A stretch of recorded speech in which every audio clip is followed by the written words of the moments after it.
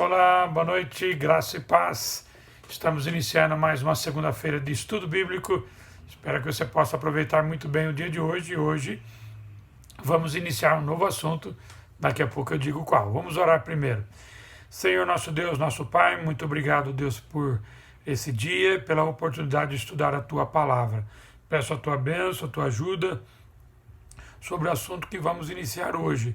Que cada pessoa que nos assiste, que participa das aulas, possa aprender bastante daquilo que nós vamos estudar. Obrigado por tudo, nos abençoe. É a oração que fazemos, agradecidos em nome de Jesus. Amém. Amém. Então aí, pega a sua Bíblia, pega o seu caderno, pega uma caneta e vamos em frente. Hoje nós vamos iniciar uma nova série de estudos na Epístola aos Gálatas. Eu espero que você possa ter a oportunidade de poder aprender bastante. Uma carta muito peculiar e muito importante. Então anote aí tudo que você puder e se você quiser fazer perguntas, lembra, sempre você pode fazer. A carta de Gálatas é tão importante para os nossos dias, uma vez que o assunto sobre salvação tem sido sempre muito atacado. Salvação somente por meio da fé em Cristo Jesus é um assunto importante que o apóstolo Paulo aos Gálatas trata esse assunto. E tem muito a ver com os nossos dias. Sempre o assunto de salvação é questionado nas nossas igrejas, em grupo de pessoas, em conversas. Eu sempre converso com pessoas e eu percebo um pouquinho de confusão no assunto. E certamente a carta aos Gálatas irá nos ajudar sobre esse assunto. Nos nossos dias temos problemas de sincretismo religioso. O que é sincretismo? É uma mistura de ideias religiosas. E essa mistura deteriora, essa mistura ela modifica o verdadeiro ensino da palavra de Deus. Então há ensinos que instruem as pessoas a acrescentar algo à fé para a salvação. Ou seja, além de a pessoa crer em Jesus como Salvador, ela precisa de mais alguma coisa para ser salva. Então é nisso que nós vamos focar aqui. E esses são os problemas que Paulo, então, enxergou e enfrentou lá na Galácia. E, portanto, ao estudar a carta aos Gálatas, nós aprenderemos também a combater hoje os ensinos que deterioram o ensino puro do Evangelho sobre a salvação, que é somente por meio da fé em Cristo Jesus. Certo? Então, o objetivo aqui de estudarmos a carta, o que nós vamos fazer? Nós vamos estudar verso por verso, procurando analisar cada verso dentro do contexto, mas ao mesmo tempo observando o contexto da carta, trazendo aquilo para os nossos dias, tentando entender como aqueles contextos têm a ver com os nossos dias. Espero que você possa aprender bastante. Eu quero aqui fazer um panorama geral da carta aos Gálatas, primeiramente, para cada um, para que você possa ter uma visão geral da carta aos Gálatas, para que depois a gente possa estudar detalhe por detalhe. Bom, a data exatamente quando a carta que Paulo escreveu aos Gálatas foi escrita. Existem duas opiniões bem decorrentes dos comentaristas a respeito disso. A primeira é no ano 49 depois de Cristo, no fim da primeira viagem missionária do apóstolo Paulo, antes do Concílio de Jerusalém. O Concílio de Jerusalém que se deu por volta dos anos 50, que acontece lá em Atos capítulo 15, é o Concílio de Jerusalém. Então, a primeira viagem, capítulo 13 e 14 de Atos, né? Então, alguns acham que se deu no final ali da primeira viagem do apóstolo Paulo. E tem muita coisa para poder imaginar mesmo. O que Paulo enxergou na sua viagem, na sua primeira viagem, os tratados que foram feitos no concílio e o conteúdo da carta aos Gálatas dá a entender que pode ter sido no ano 49.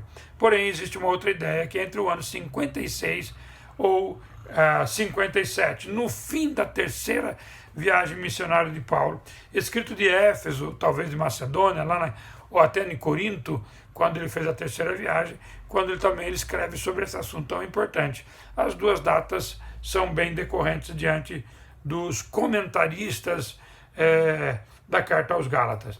Qual é o foco? Quando a gente estuda o foco da carta, a gente estuda o principal assunto, também se recorre a textos bíblicos que falam sobre o foco. Alguns comentaristas colocam alguns versículos como os versos chaves, os versos que têm o pensamento chave que Paulo queria dizer para os irmãos da Galácia. Então, se você quiser manter a sua Bíblia, obviamente em Gálatas, no capítulo 3, versículo 13 e 14, prestem atenção no que diz capítulo 3, 13 e 14. 13 e 14. 3, capítulo 3, 13 e 14, certo? Diz assim: Cristo nos redimiu da maldição da lei, quando se tornou maldição em nosso lugar, pois está escrito: maldito todo aquele que for pendurado no madeiro. Isso para que em Cristo Jesus a bênção de Abraão chegasse também aos gentios, para que recebêssemos a promessa do Espírito mediante a fé. Ora só, está tratando do assunto de salvação aqui, e ele fala mediante a fé. Olha o capítulo 5, versículo 1. Foi para a liberdade que Cristo nos libertou, portanto, permaneçam firmes e não se deixem submeter novamente a um jugo de escravidão, uma vez que alguns da Galácia queriam retornar à prática da lei. Paulo escreve sobre isso, e a gente vai ver isso aqui. Capítulo 2, versículo 20, é um dos versículos mais conhecidos aqui, não, com certeza, talvez o mais conhecido de Gálatas.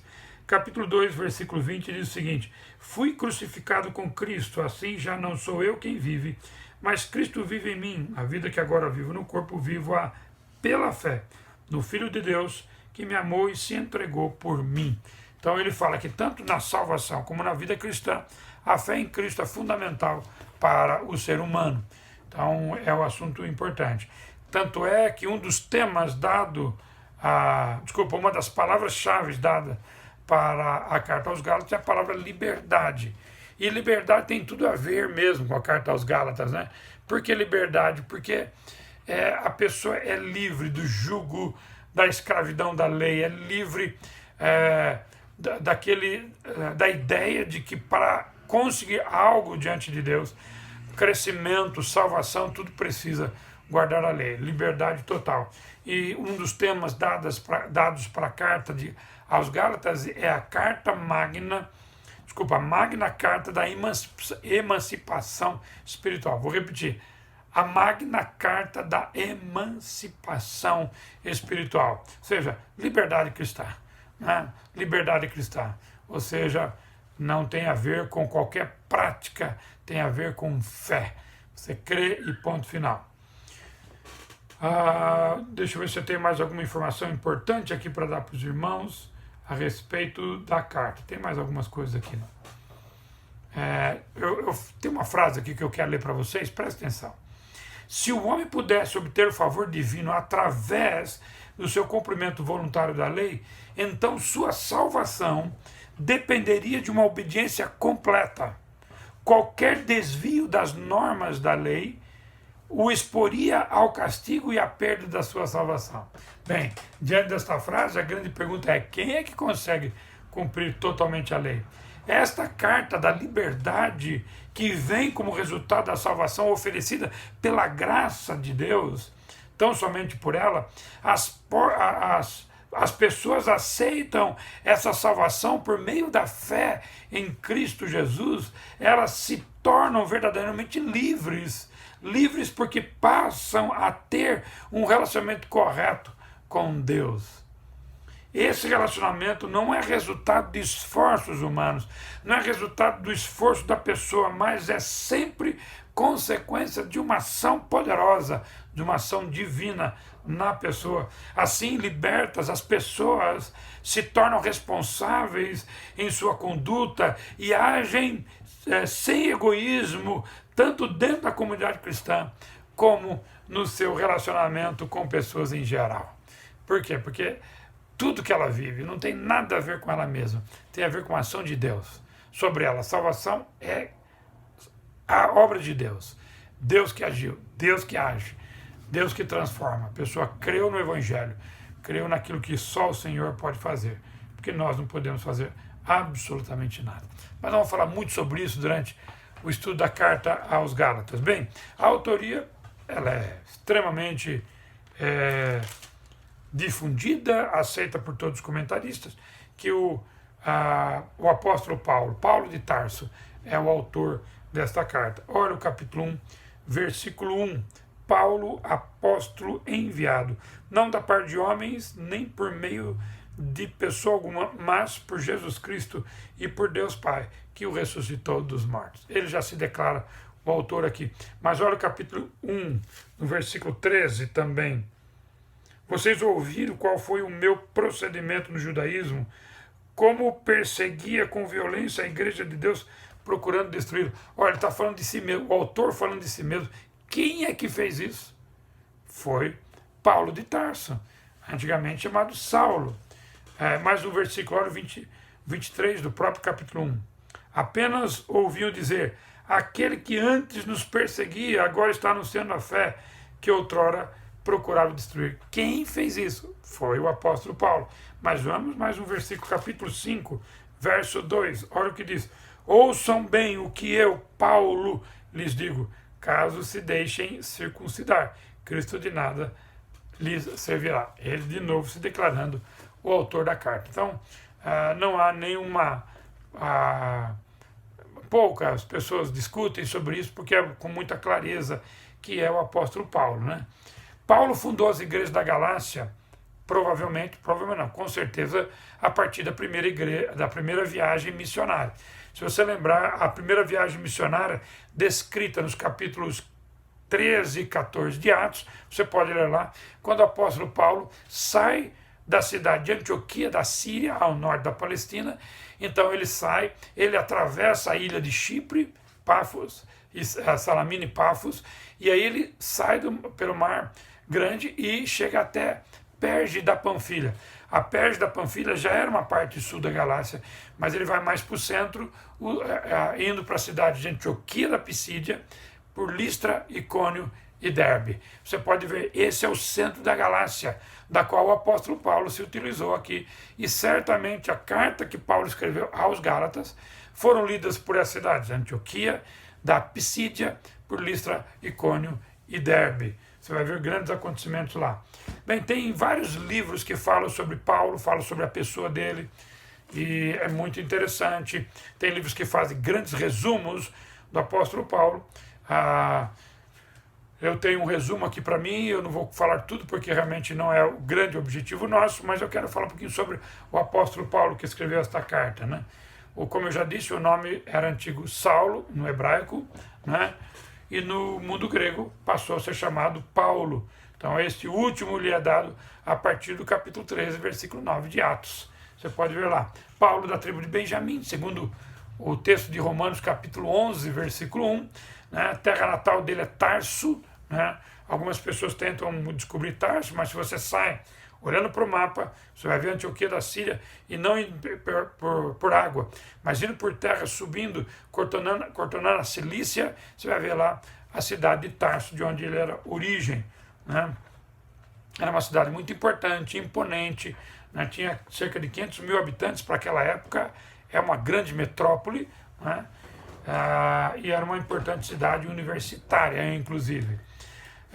Os pais de Paulo ou de Saulo, apesar de não sabermos os nomes dos primogenitores de Paulo, sabemos que seu pai era judeu, judeu restrito, pois Paulo foi instruído aos pés de um homem chamado Gamaliel, e segundo a exatidão da lei que os seus pais seguiam. Ou seja, ele foi instruído muito bem no judaísmo. Né? Era uma forma de ensinar os filhos, né, através da lei, a questão do judaísmo. Paulo foi instruído aos pés desse Gamaliel, né, e certamente o pai de Paulo não era um helenista. Presta bem atenção nisso. Nada é dito na Bíblia a respeito da mãe de Paulo. Mas não era helenista. O que é helenista? A palavra helênica, Helena ou helênica, vem do nome antigo da Grécia, Hélide. Então, helenista significa aquele judeu que tinha todo o conhecimento da lei judaica, mas ele era misturado com a cultura grega, com os pensamentos gregos. Então, eram chamados os judeus helênicos. Né? Judeus helênicos eram Havia uma divisão muito grande entre judeus ortodoxos e judeus helênicos. Então, certamente, o pai do apóstolo Paulo não era assim. Paulo foi criado aos pés de Gamaliel, um homem totalmente instruído na lei judaica, da qual o apóstolo Paulo recebeu toda a instrução da lei judaica. Em Atos capítulo 23, versículo 16, registra ali o irmão, a irmã de Saulo e um sobrinho, né, Adrônico e Júnias, né, e Herodião, diz que é Atos 23, 16. Romanos 16, 7 vai falar sobre Adrônico e Júnias, e também Herodião em Romanos 16, 11, são mencionados como parentes em algum grau parentesco de Paulo. Paulo era membro do Sinédrio, você pode ver lá em Filipenses capítulo 3, versículo 4 a 6, quando ele faz uma declaração de si mesmo. Lemos que Paulo desempenhou cargo importante no cenário de Jerusalém, né, fazendo parte do Sinédrio, não é? Por isso Paulo deve ter sido casado, porque ninguém que era membro do Sinédrio seria solteiro. Ele seria casado com toda a certeza. Então, provavelmente ficou viúvo antes de se converter, antes de ter um encontro com Cristo, deve ter ficado viúvo, mas ele foi de Sinédrio, foi casado. Muito bem, como eu já disse, nacionalidade judaica, judeu mesmo, mas você vai perceber que lá na frente ele pede, dizendo também que era cidadão romano, ou seja, a linhagem de Paulo era judaica, tinha toda a linhagem judaica, mas Tarso fazia parte das cidades que foram colonizadas pelo Império Romano. Por isso que ele tinha cidadania romana, por isso que o apóstolo Paulo tinha cidadania romana. Fariseu, né? Paulo pertencia a essa rígida seita do judaísmo, né? Rígida mesmo seita do judaísmo, apegado à lei, em todas as suas tradições, bem ortodoxa. E existiam duas escolas farisaicas, o Shammai, né, que era mais radical, e o Hilel, que era um pouquinho mais liberal. Então, Hilel foi avô de Gamaliel, né? Hilel foi, e cujos pés Paulo foi instruído. Então, Paulo foi educado na infância, foi instruído pela mãe e pelo rabino, segundo as orientações do Velho Testamento, e já crescido foi certamente à universidade e depois foi a Jerusalém estudar sobre a lei junto com Gamaliel. O ofício de Paulo aprendeu a fabricar tendas. Tentei rapidamente fazer um resumo do apóstolo Paulo aqui. Se você não conseguiu anotar tudo, né, só depois você pegar o vídeo e voltar e você conseguir pegar várias coisas que eu citei para os irmãos, e só para você saber as situações que eu acabei de tentar passar rapidamente para vocês, elas foram tiradas de um livro que eu li por nome, deixa eu colocar aqui o nome do livro, Janelas para o Novo Testamento, do autor Enéas Tonini, um autor brasileiro, muito bom autor, Enéas Tonini, quando ele faz um resumo da vida do apóstolo Paulo. Certo? De novo, se você quiser ouvir de novo, é só voltar depois ao vídeo e você vai conseguir anotar tudo que eu quis falar rapidamente aqui do apóstolo Paulo, esse personagem tão importante, que tinha um conhecimento judaico muito grande pela criação, pela sua origem judaica, pela sua criação, e ainda mais aprendeu leis aos pés de Gamaliel, né? Ele tinha uma instrução muito importante, um pai judeu ortodoxo e tal. Talvez o pai até colocou aos pés de Gamaliel justamente porque, né, ele precisava aprender como fazia todo judeu. Muito bem. Sobre o destinatário, como eu já disse, as igrejas da Galácia, eu já coloquei essas 4 cidades, Antioquia da Pisídia, Listra, Icônio e Derbe, tá bom? Ou Derbe, Listra e Icônio, você pode colocar aí, tá bom?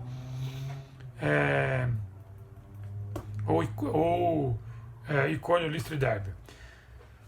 Muito bem. Qual é o propósito de Paulo escrever essa carta? É muito claro. Você lendo a carta de Paulo aos Gálatas, se torna muito claro qual foi o objetivo dele escrever essa carta. Primeiro, ele queria se opor à influência dos mestres judaizantes antes aos seus leitores ali na Galácia.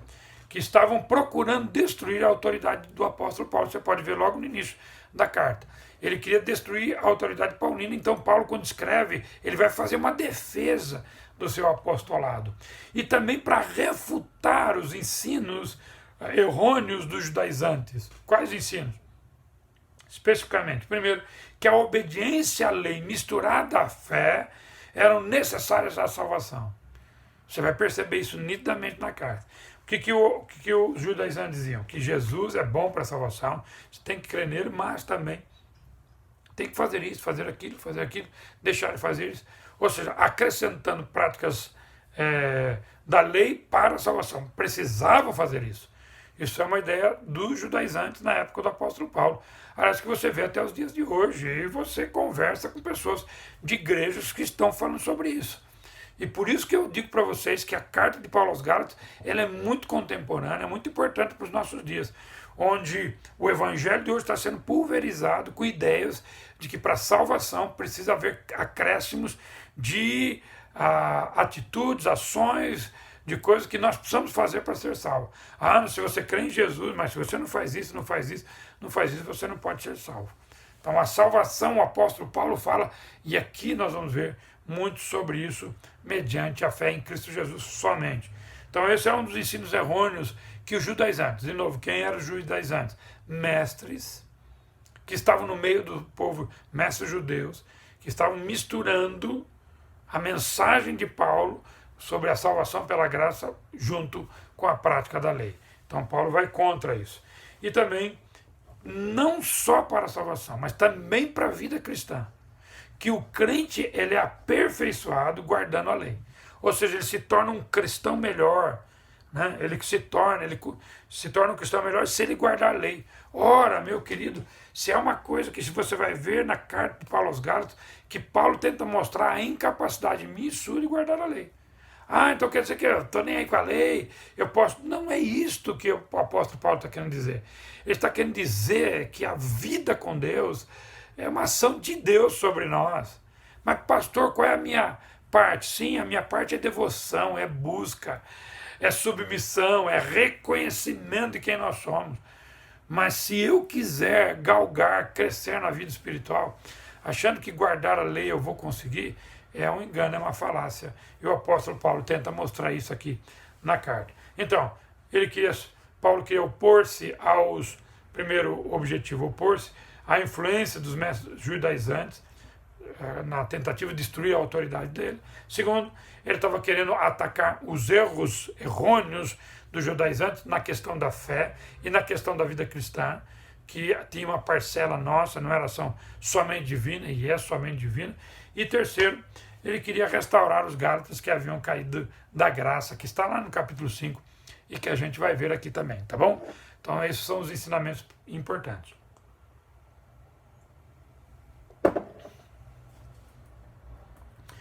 Antes de entrar propriamente dita na análise de Gálatas, que a gente só vai começar hoje aqui, tem um resumo aqui da carta aos Gálatas que eu queria ler para você também, tá bom?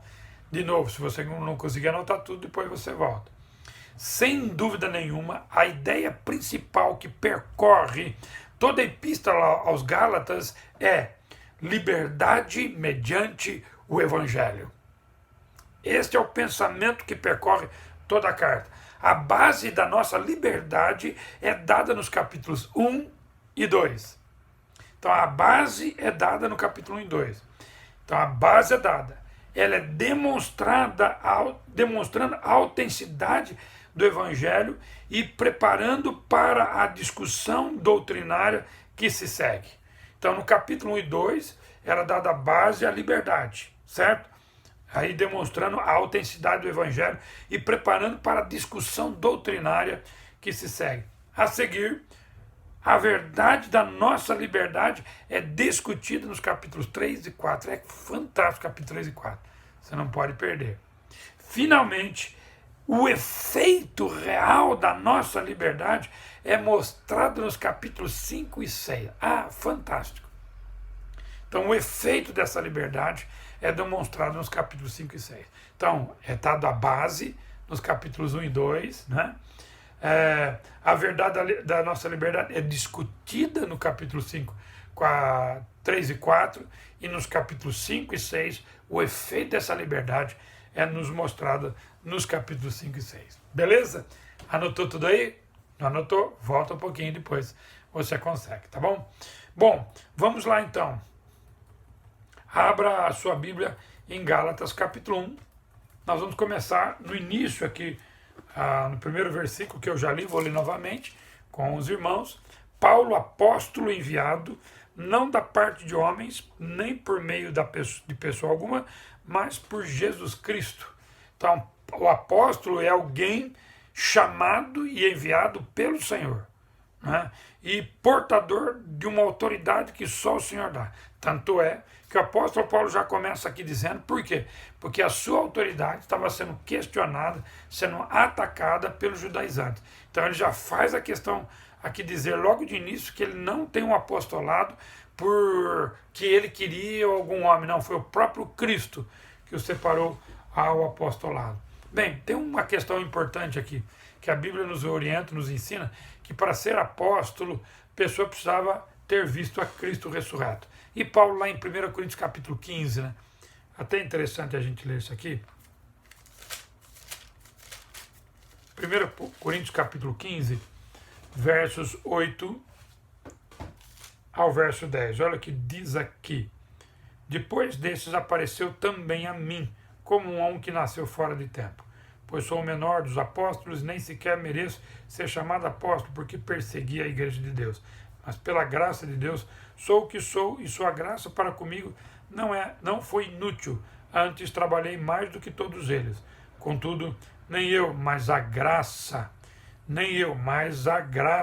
Presta atenção, a graça de Deus comigo. Então o apóstolo Paulo fala que realmente ele nem merece isso, ele perseguiu a igreja, mas foi dado por Cristo. E se o apóstolo precisava ver Cristo, ele viu lá no caminho de Damasco, não é? Que a gente viu. Bem, o apóstolo tinha que ter sido salvo. Atos capítulo 9 fala da salvação de Paulo, né? Lá Saulo tinha que ser chamado por Jesus, ele defende o seu chamado por Cristo, tinha que ter visto Cristo, e ele fala aqui na ressurreição, no capítulo da ressurreição em 1 Coríntios 15, que ele viu Cristo ressurreto, tá bom? Então, Paulo começa então a sua saudação aqui defendendo o apostolado. E então é o argumento que ele usa, que ele recebeu o apostolado não de homens, mas das próprias mãos de Deus. Eu anotei um comentário aqui de um escritor, Trevor, um escritor que escreveu, inclusive quem já estudou a Bíblia comigo de forma cronológica, desenvolveu todo o estudo bíblico cronológico.